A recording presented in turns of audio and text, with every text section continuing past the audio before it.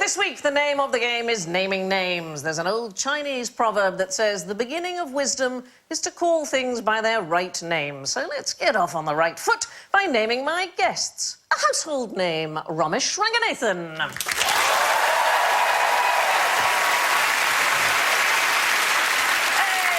A rose by any other name, Cariad Lloyd.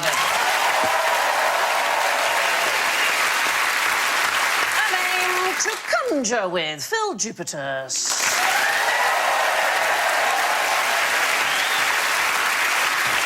An old what's-his-name, Alan Davies.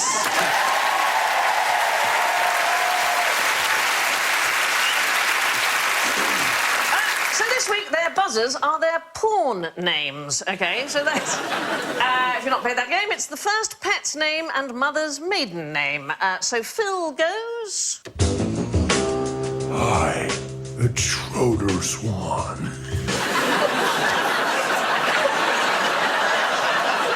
It's quite sexy, Dan. Very sexy. How much you paid that bloke? Yep. I'd have done that for nothing. And more convincingly. Well, that sounded like you found an asthmatic tramp on the South Bank. What was the name? Schroeder Swan. Oh, yes, no, that's very good. Schroeder was a spiteful pub dog. Right. Used to attack Jock, our barman. You had your own barman? I don't want to know. We haven't started the show yet. Cariad goes. Hello, I'm Snuffy. Snuffy Story.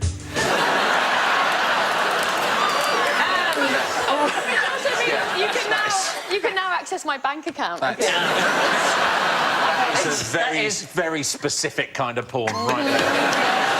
Romesh goes. Oh, hello, it's Goldie Silverajit.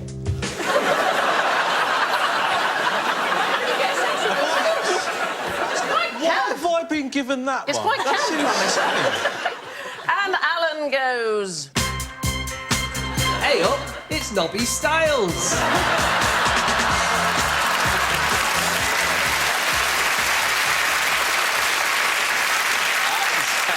Nobby Styles is a very good porn name. It's very farming specific, isn't it? Not very good with my hands, but... No. Now, here is my first very simple question. Who is offended by what? Oh, God, everybody by everything. Yes, well, there is that. Anybody who reads a tweet and doesn't understand it immediately is offended by it. Yeah.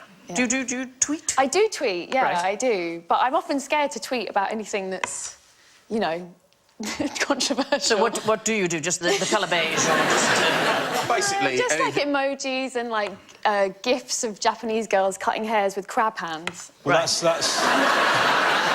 the problem with Twitter is that even if you choose something like that you think is really innocent and can't be offensive, it can be. You know, you tweet about porridge and then somebody goes, well, actually, I had a porridge-related incident many years ago and actually I find it highly offensive and I can't believe you'd even not bother to consider the feelings of people that had ready bread-related incidents in their childhood. Is that then at 3 bears? Is that a sort of... Yeah.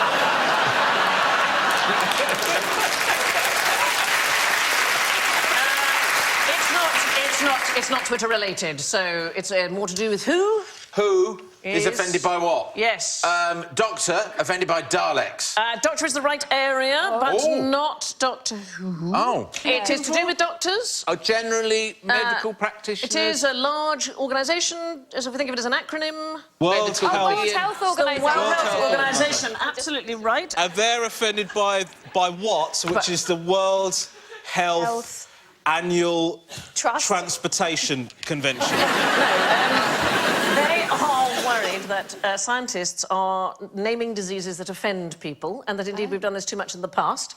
So, for example, Spanish flu would be a good example. It affects people in Spain, possibly, and tourism. People might think if you go to Spain, you'll get Spanish flu. Legionnaire's disease has not a legionnaire in the world not been distressed by the thought. Oh, I know one. Essex wind. It's awful, isn't it, Phill? Terrible. It blows right up your Thames corridor. The There's Creutzfeldt-Jakob disease, which I imagine... I don't know who that would offend. People call Creutzfeldt. Jakob Creutzfeldt, I would imagine. Very offensive. Swine flu, apparently. Very offensive to people who work with, I don't know, pigs. Mrs. Swine. Mrs. Swine. Is upset about it. I'm very keen on paralytic shellfish, which I can only imagine would offend prawns that drink too much. Right? See how anybody would be offended by that. And apparently... Staggering home sideways, crabs, hey? It's paralytic. I'll be honest, I don't see how you get crabs if you're staggering sideways, but... I just realised I'm doing a crab playing the piano. I don't know why I'm doing that with... Why am I doing that with my fingers? Is that it? The idea is you're supposed to minimise unnecessary distress. So, for example, if you call something sudden death syndrome, that's just too frightening. Hold on a sec. If you're about to die imminently, you can't just say something cuddly so they're not offended. Do you know what I mean? If they're going to die in the next 20 minutes, you can't just go... You just got the chills. Yeah. Just because you don't want them to be upset. But here's the thing. So doctors have certain acronyms, and I love these. There's SBI, which is something bad inside, and it means the doctor knows there's something wrong, not entirely sure what it is. SVBI, something very bad inside. Again, don't know what it is, but it'll definitely kill you. And there's loads for fat people. There's CBT, which is chronic biscuit toxicity. The other best one for fat people is BW. What? Beached whale. That's hard. And my favourite acronym, PRATFO. Patient reassured and told to F off.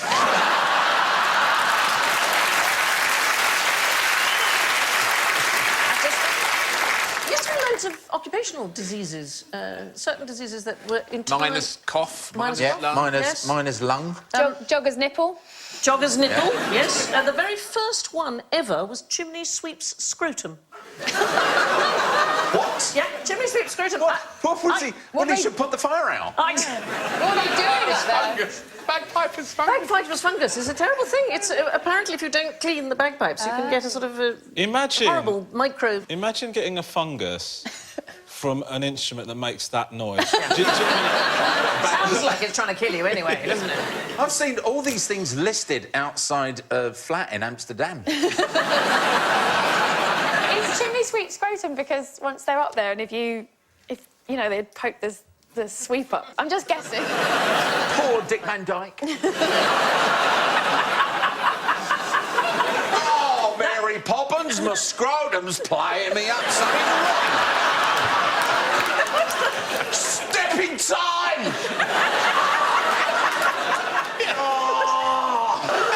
It's the subplot they never managed. Spoonful of... That's why they're all doing that. That's why they're all doing that.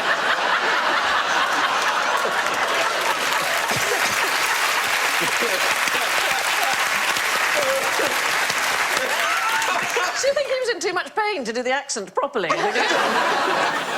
So, anyway, can you tell me what this bird's name is? Is it a wagtail? It is not a wag, but what I really want is I want its actual name. Is it Philip, Jeremy, Mabel? Well, to assist you, you have some bird whistles beside you. Yeah. See if you can come up with the actual name. Oh, That's better than mine. Romesh. Oh, here we go. Said tiny clanger. Oh, you've got lots of different ones.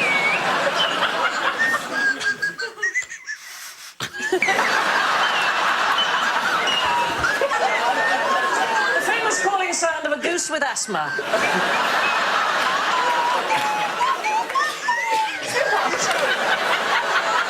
What are you doing? It's my ears pop.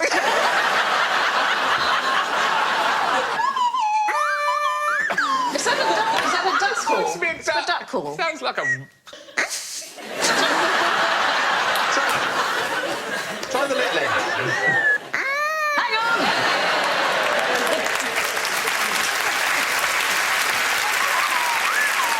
Well, it could be any one of these with tunes. Here is the extraordinary thing. This bird is called, and this is such a lovely name, it's called a superb fairy wren. Isn't that the sweetest thing? And every single nest has a family name, so it's like it has a surname. And the surname is given to the mother when the kids are all in the eggs. And what she does is she lays the eggs and then she waits for 9 days and then she sits by the eggs and she starts singing a unique tune. So it might be better than that. What beautiful song does she sing, Sandi?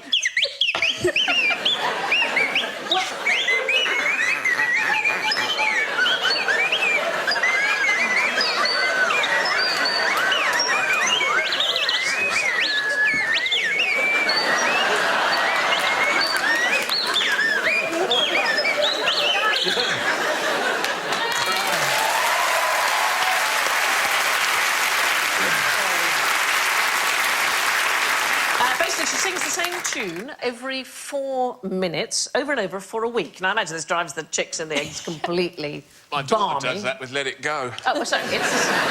Oh, I hate that song. I can't be doing with it. I didn't used to, but holy smoke, it's a test. But anyway, what happens is the chicks in the egg, they actually hear it and they commit it to memory, and Mum and Dad and eggs, they all know the tune. It's a unique tune. Waterloo.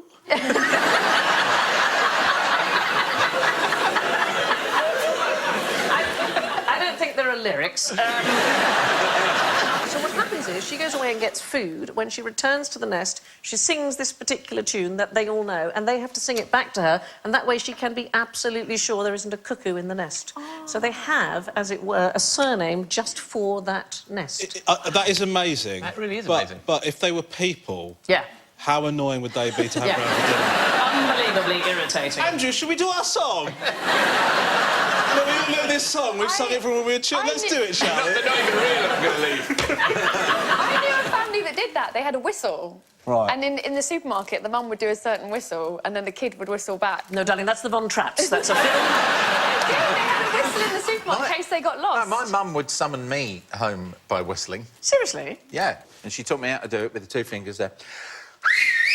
Wow. That is a whistle. Now, I could hear that 3 miles away. So me and my brother would be playing with mates, and we'd be out all day, and then at tea time, my mum would go out the back door and go... And then we would... That is a seriously good whistle. We would come back... One time, do you remember we were in Manchester?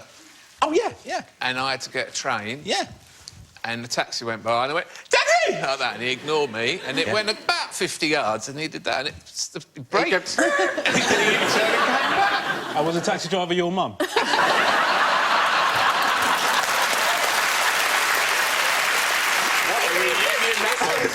Here is the thing about the birds, which is extraordinary. It isn't just birds that do this. Horses also do this. They have a signature whinny. Wow. Serious. Picture budget being slashed. Yeah. That's from horses and orthodontistry. I'm so allergic to horses that I just sneezed at the sight of that picture. I don't think it's an allergy. That photo is terrifying. Okay. That's what that is. It's going, where are my eyes? Where are my eyes? The crows have got my eyes!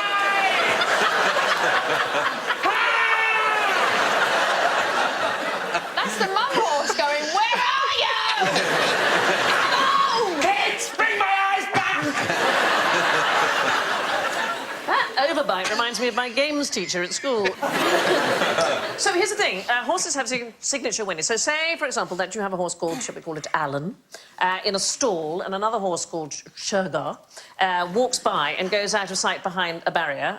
Alan notices that and goes, carries on, you're being Alan the horse, goes back to eating. If, when Shergar is behind the barrier, scientists play his identifying whinny, Alan won't really pay any attention. If they play the identifying whinny of a different horse, Alan gets really freaked out because he knows that the horse he saw walk past wasn't the one that he's just heard.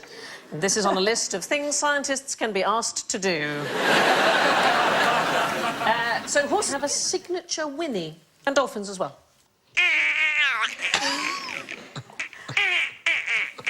Flipper's here. There's 2 children down a mine shaft. A dolphin taxi is going to come through now. They meet at sea, dolphins, and one of the very first things they do is to introduce themselves with a unique whistle, and then when they hear somebody calling that unique whistle, they answer with the same whistle, so sort of... Wow. I'm here kind of thing. Oh, dolphins. I know. Are they nice, really? Well, I once swam with wild dolphins. I've never been more terrified in my life, frankly. Wrens, horses and dolphins all give themselves names. Who sold seashells on the seashore? Is it somebody who's got no idea about the laws of sort of supply and demand?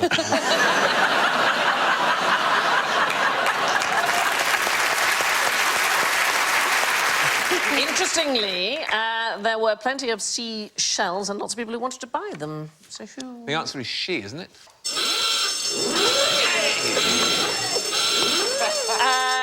Well, it is in the rhyme. Can you do the rhyme? Do you know the rhyme? She's... No, I can't, because I've got a lisp. It's a fantastically mean thing to do, too. No, make him do it, Sandy. Yeah, make him do it. She sells seashells on the seashore. Mm-hmm. And then she goes home again. Don't know the second bit. The shells she sells are seashells, I'm sure, for if she sells seashells on the seashore, then I'm sure she sells seashore shells, is the full rhyme. Did anybody... Thank you very much. Thank you. Yes. That is the first time I've heard a typical British reaction to a tongue twister. And it is... That's what we think of articulate people.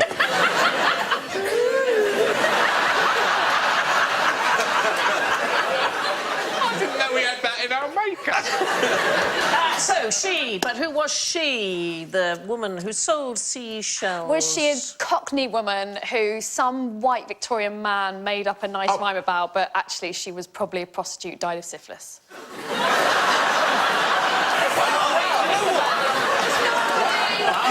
That turned Dickens, really.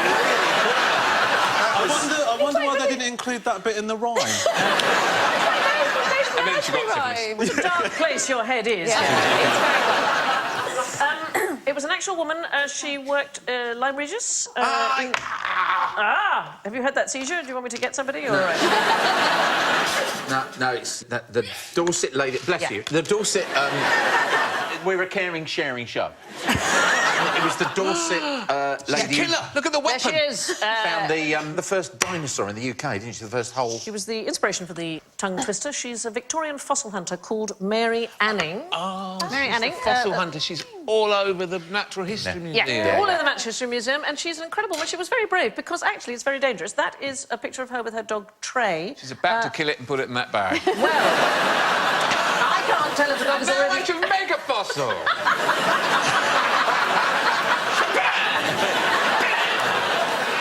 Finish your painting, please, before the dog wakes up.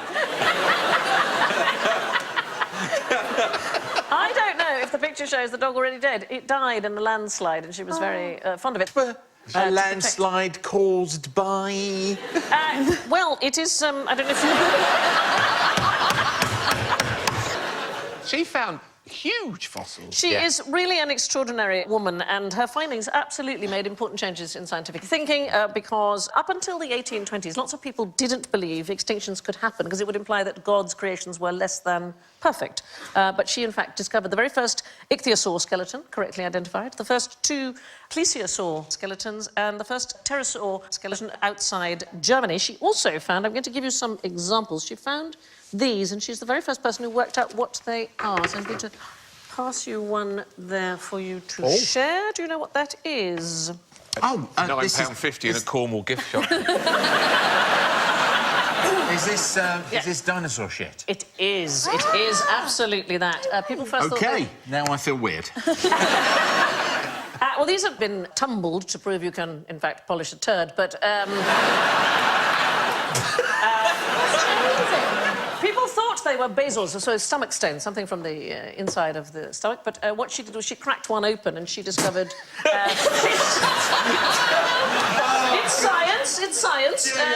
She discovered fish scales and teeth, and she's the person who realised that, in fact, coprolites, which is the correct term for them, is, in fact, dinosaur poo. It's that extraordinary to have a dinosaur's bit of poo in your hand. I think it's incredible. I feel a bit sorry for her that, you know, she's done all these amazing things, and then when they decided to come up with a rhyme about her, they made up one about how she used to knock out seashells.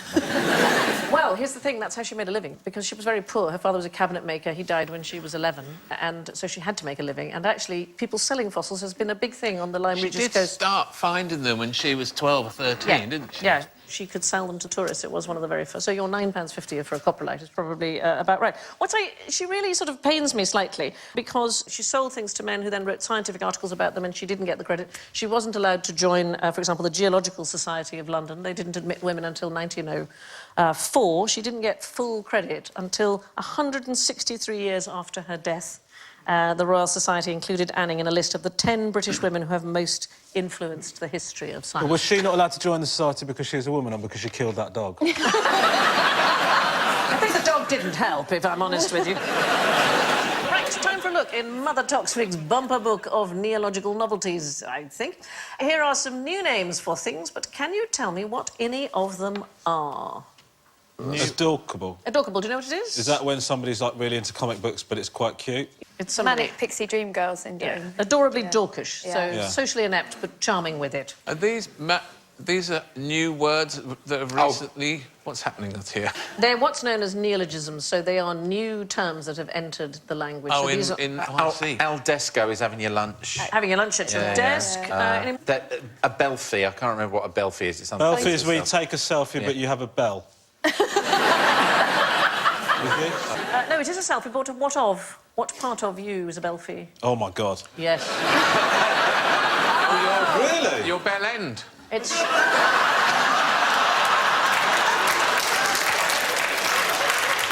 I thought that was a dick pic. It's your bottom. Oh, your bottom? Yes, it's a picture What's of a your... bumfy? A bumfy. How's Belfie bum? Tommy, I didn't write them. I'm just telling you.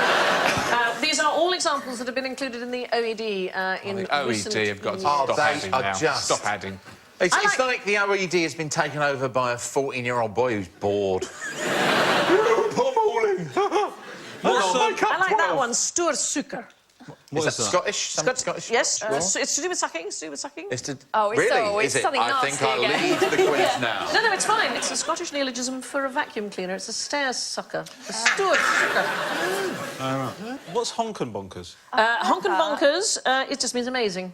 Is that the one you were thinking? That's the one I might take from this. Yeah. So, what am I just going to throw into casual conversation? The good thing about any of these words, if I hear someone using them, I could beat them to death with the OED, which is quite a hefty book.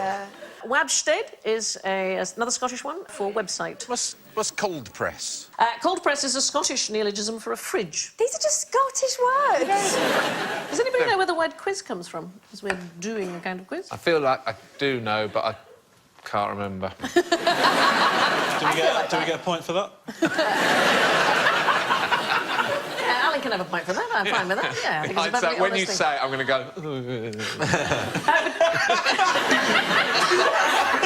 What? OK. We don't really know.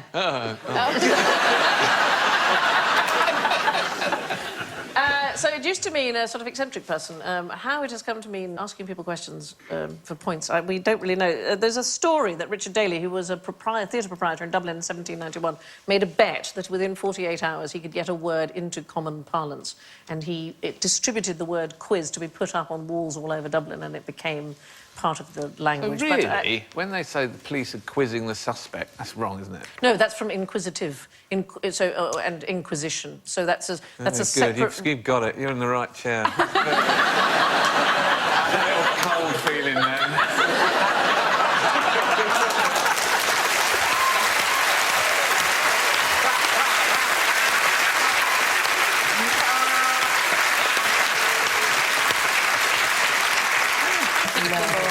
Channeling. Right, OK. A new word is created in English every 98 minutes or so. Now we're going to name our little piggies. You all know the rhyme. Come on, let's do this together. This little piggy went to market. This little piggy stayed at home. This little piggy had roast beef. This little piggy had none. And what did the last one do? This little piggy went... Wee, wee, wee, all the way home. Unbelievably irritating. So, what we're going to do is we're going to play with Alan's feet. We're going to play with your feet, Danny? Yes. I don't really like feet. Can I just say this? I consider them the frayed edges of the body. I don't really... on both feet. We just need one. If I could... Do you want to play... I believe my feet died in 1987. And the rest of my body will catch up eventually, but I think my feet went some time ago. Right. So here's what we're going to do. We've never had an audience that's so judgmental. What, do you hear? A tongue twister? Okay, I think... Very nice. Someone else will get their foot out and you go, yeah!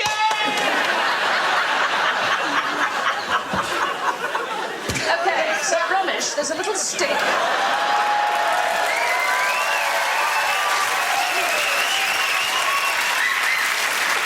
So imagine that your big toe is number 1, and the next toe is number 2, 3, so number 5 is your little toe. I want you to shut your eyes, and Romesh... Romesh is going to gently touch one of your toes, and you tell us which one it is he's touching. I can't actually see which one's being touched. Let me just come and have a look. I'm coming behind you. OK, go ahead, then. Do it again. Yeah? 4. Yeah, then keep going. 3. So, OK. So, you can stop now. That's fantastic, because rather marvellously and rather pleasingly, you've entirely proved the point that I was trying to make, which is very nice. So, you said it was number 3, and in fact, it was number 2. Was it? Yeah, it was actually number 2 that was being poked. And here's the extraordinary thing. I can't get my leg there, hang on. You're right. So, people at Oxford University research this kind of thing. In 2015, so they asked people to close their eyes while somebody pressed on one of their fingers, and they were correctly able to identify, 99% of the case, which finger was being simulated. It sort of defeats the object. Do it yourself. Yeah, to go and redo it yourself. You know which one you're probably... Yeah. And also... I went right through with it, and I did one on the toes myself, and then thought, well, no, that's number 1, and then... Have you ever been involved in scientific research in any way? I just have to let myself down, Sandy, all the time. I'm just an unbelievable idiot. I think you're lovely. So you can recognise your big and little toes about 94% of the time, but the ones in the middle are the troublesome ones. We particularly struggle, as you did, between the second and the third toes, and about half the people, when the second toe is pressed, actually think it's the third one. And also, even more strangely, lots of people find it difficult to keep track of their toes entirely. Nearly half the testers reported feeling as if one toe was gone. A huge number of people with their eyes shut thought they only had 4 toes. It's like... When you just thought we've picked the wrong person for the experiment. Yeah. Just gone entirely. Right. So a question for all of us here on the panel. Which of us is the most common? It's either me or Alan. Why? Oh, why? Oh, no, hang on. No, there's more women in the world, so it's one of you two. It's not that. It isn't that. It must be Romesh. No, in fact, the most common... You've got to give an argument. You've got must be Romesh. I see. I had a look to see whose name was the most common. Oh. So whose name do we think is the most common? Well, it's quite... Well, I'd say Romesh, Sandi and Cariad probably not going to be top of the list. Yeah. Davies is a very common name. I'm afraid it is you, Alan. I had a look. Ranganathan is used, according to a website called Namespedia, is used 1,789 times in at least 26 countries. So what does it mean, the name? Do you know what the name means? I think it means, like, love God. OK, so...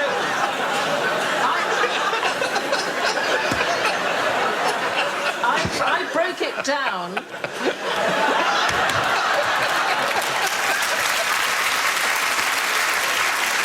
I broke it down, Romesh.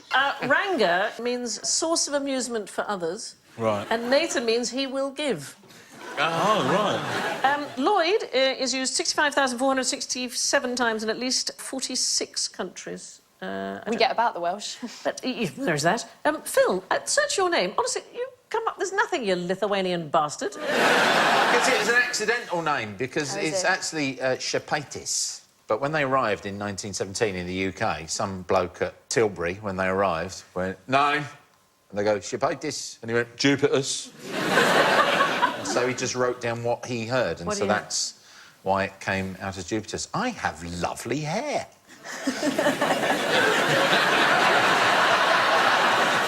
No wonder I I'm so smug. Yeah. I don't know who's upset Alan. I look like I've been pulled over for speeding. Oh, God. Davies is the most popular. 47 different countries it appears in. Did you know there was an entire group of Indo-Iranian people in the Caucasus Mountains who were called the Alans? I did not know that. They've died out. She gives and she takes away. My own name, I looked up on this thing, Toksvig, and it said that it is used at least 23 times in 3 countries, and then it listed all the people. And all of them are relatives of mine, and I'm not on the list. What does Toksvig mean? It means river by the burial ground. Oh, that's nice. Having a huge name can help with your uniqueness. Have a look at these. These are some of the longest names in history. Look at that. That's one person's name. This was a woman, the long reigning ruler of Yemen in the 11th and 12th century. She was the greatest of the rulers of the Suliyid dynasty, and she is sometimes referred to as the Little Queen of Sheba. Imagine how annoyed you'd be if you're doing the school trophy she won the 100. Look at that name. That's great, isn't it? That's a fantastic name. Queen of Bali, circa 1088 to 11. Do you think she fell asleep and just clapped on the keyboard?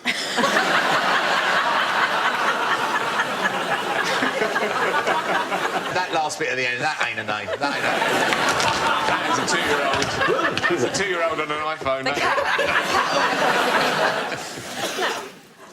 Would you rather be in a non-routine operation or a mass deposition event? Looks like Alan's in The Simpsons from here.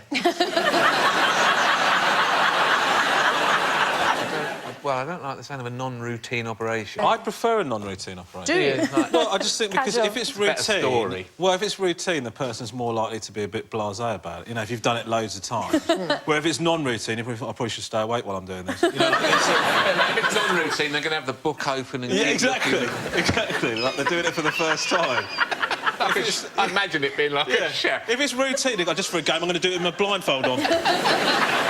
I can tell you that the non-routine operation is a phrase used by Trans-Florida Airlines. OK. Crash landing? It is. It is their word for a plane crash.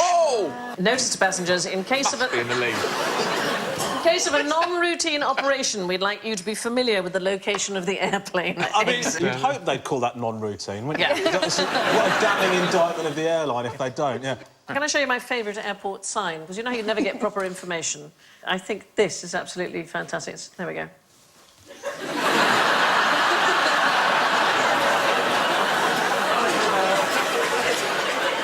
Kind of says everything, doesn't it? It's fair enough. It's honest. It's honest. It's absolutely fine. And the other thing is, a mass deposition event is, in fact, a huge pile of poo. In fact, it's a rather specific pile of poo. It's a euphemistic term given by archaeologists to the discovery of a thick layer of horse dung at a site called the Col de la Traversette, and it's believed to be associated with Hannibal's crossing of the Alps into Italy in 218 BC. I love this. The team analysing the poo, OK, are hoping to find signs of elephant droppings. Here's a quote from one of the team. There's even the possibility of finding an elephant tapeworm egg. This would really be the pot of gold at the end of the rainbow. Tapeworm egg. Not even a tapeworm. No. It's a tapeworm egg. Just a tapeworm egg. While we're on euphemisms, what is a non-discernible microbionoculator? Something you can't see. It's very small, very small. You don't want to have it. Right. It's like a It's parasite. non-discernible, you can't see it. It's a man-made thing. Bullet. Sort of. A lethal injection. You're absolutely in the right area. It's a poison dart gun. Devised by the CIA in 1975. I'm on fire. It's about You're- to win. you're doing- I've only had one klaxon. Yeah. Yeah. I have to say this during the show to flag it up. Yeah. You've done fantastic. Otherwise, they were just going to be -40 and tell me to piss off. That looks like a particularly tough night at the Rotary Club. I think I'm going to kill Alan. He's got the sight on But back it's, to front. the thing I don't understand... Yes. The bloke on the right side. Back to front, you idiot. He's 20 miles away. The dart will never get him.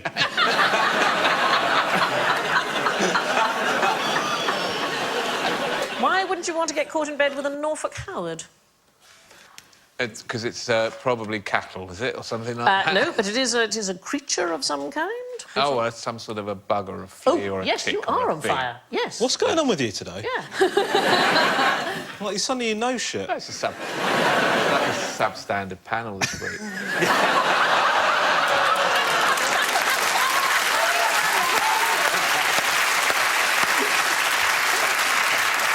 It's, in fact, it's a euphemism for a bed bug, a Norfolk Howard. Turn of the 20th century, there's a guy, he's either called Bugsy or Joshua Bug. Anyway, he really hated being called Bug, and so he changed his name to Norfolk Howard, and his friends, to take the mickey, referred to all bed bugs as Norfolk Howards, and in the end, bed bugs became known as Norfolk Howards. Oh, that's horrible. I think that is a beautifully designed... It's an amazing thing. Coloured. Yeah. I mean, it's really... They are I think amazing that bed is a bugs, stunner. yeah. Look Isn't at the it? shell on that. You wouldn't accept that from a hotel, though, if they said that to you, would you? I've got bed bugs, yeah, but look how beautifully designed. And so we reach that round that dare not speak its name. Fingers on buzzers, please, for general ignorance. Name the place where all the Vikings who died in battle went. Schroeder's one. I'll take the hit. Valhalla. No. You'd think, right, that any warrior, death in battle, get to go to the Hall of the Fallen in Asgore. It's amazing. It has a roof entirely made of golden shields. It's got 540 doors. You can get 800 men in and out whenever you like. Sounds brilliant. It's amazing. It's amazing. But only half of the Viking heroes actually go to Valhalla. So in Viking mythology, there are actually two sets of gods.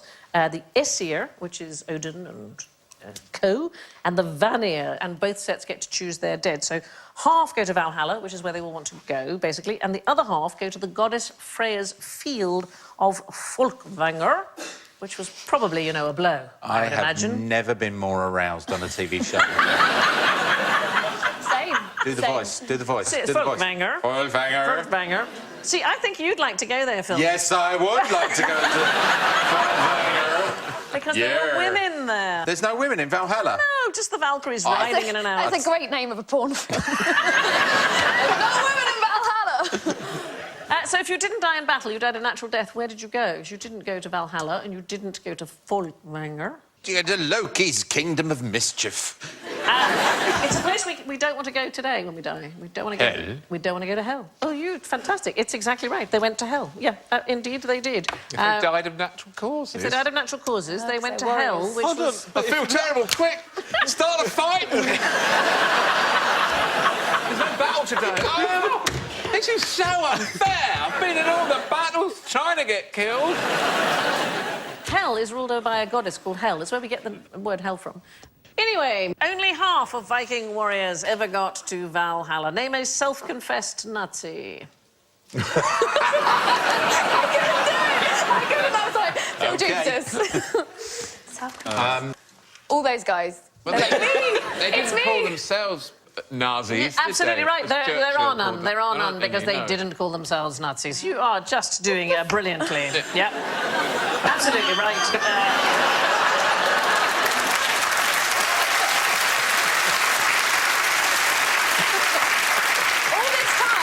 All this time you've been intimidated. No. To say what you know. You can just speak. It's lovely, Alan. No, indeed. And I'll throw him off his game. Although I like that Churchill called them Nazis. Nazis, Nazis, yeah. and he referred to the Gestapo as the Gestapo.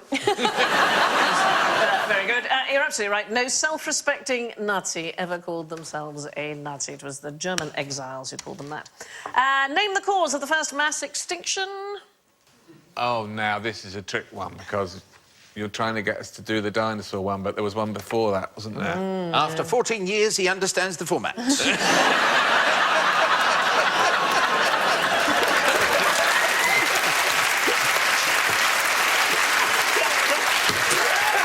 And the thing I still can't do is think in my head. Run, Forrest!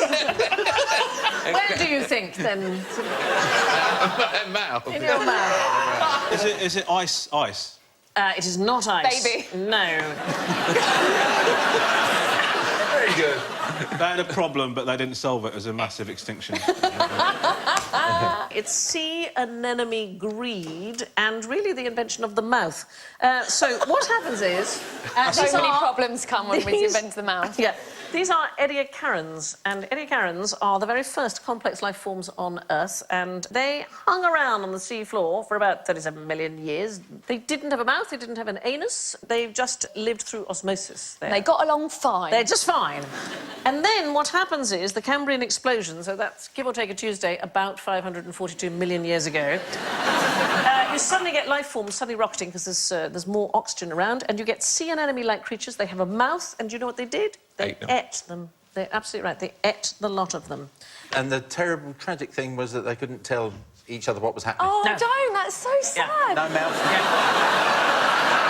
Just lying there being eaten and not being able to... Yeah. Or warn each other. I've had boyfriends like that, and I understand how they feel.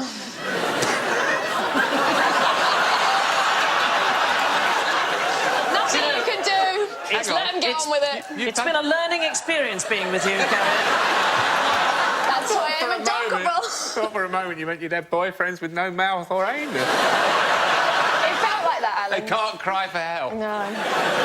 Can't speak. Anyway, what's French for nom de plume? Oh. Hang on a minute. Snuffy story. Is that they don't have... That doesn't mean pseudonym in French. They don't... Yeah, kind of. don't In have that fact, word. the French, when an author chooses to write under a different name, is nom de guerre. Oh, yeah. It is now nom de plume in French, but the British didn't like nom de guerre. They didn't think it was a good idea. And so they changed it to nom de plume, and now the French have used it. They've taken it from us. That's unusual that they would take it, because normally they hold on to their French words. Yeah, like le with their weekend. own. Like crazy, they hold on to those words. My favourite nom de plume... I mean, Voltaire had loads, and he had about 173. Daniel Defoe had loads and loads. In fact, including Daniel Defoe. His real name was Daniel Foe. He just bigged himself up with the de part. And Benjamin Franklin... He lived in Stoke Newington. Who did? Daniel Defoe? Daniel Defoe. See, I like that, because that is where somebody like that ought to live. There's a wonderful story about a book written by a man called T. Lobsang Rampa. He was supposedly a Tibetan monk, and it was a huge hit, this book. It was called The Third Eye. It was published in 1954, massive hit. In fact, it was written by a plumber from Plimpton. His name was Cyril Henry Hoskin. A total hoax. A total hoax. But what I like about it, he wouldn't back down.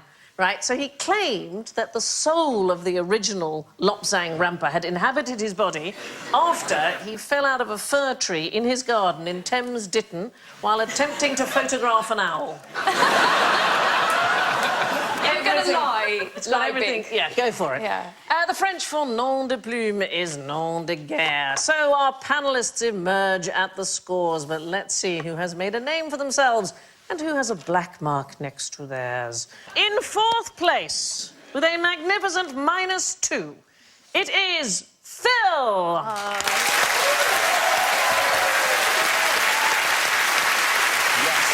In third place, with 4 points, it's Romesh.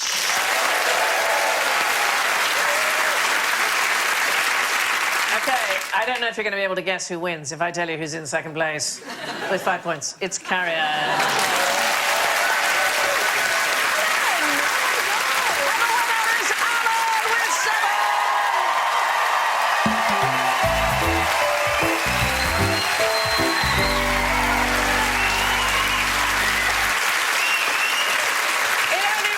For me to thank Cariad. Unbearable. I shall bear with it. It only remains for me to thank Cariad, Phill, Romesh and Alan. And finally, let me leave you with this Neolithic newspaper nugget from the Johannesburg Star. The Sunday morning quiet of the city centre was shattered when a man went berserk in Plain Street. He smashed about 4,000 rands worth of shop windows before being shot in the thigh by a passing churchgoer. Good night. Debunking the myths, everything we've ever known about. The Radio 4 series available online at the website now. News of an EastEnders character about to be killed off, and Natalie Cassidy is worried. New comedy with Morgana Robinson tomorrow at 10 on BBC 2.